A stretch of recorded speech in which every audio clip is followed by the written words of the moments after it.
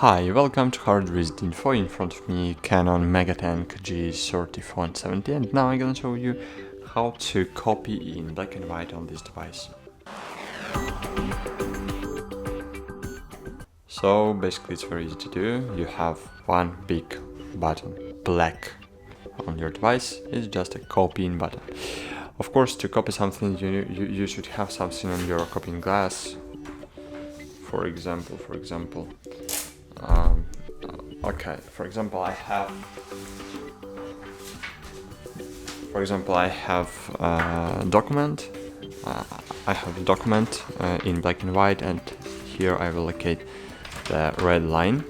And now I will try to copy it.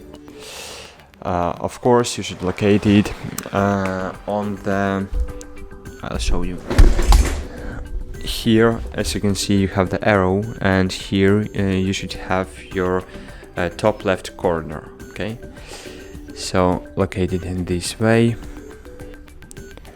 Close the cover and click copy in black.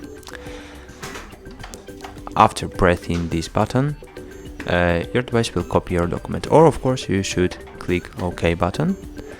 And then here choose amount of copies you wanna make, and then click black button.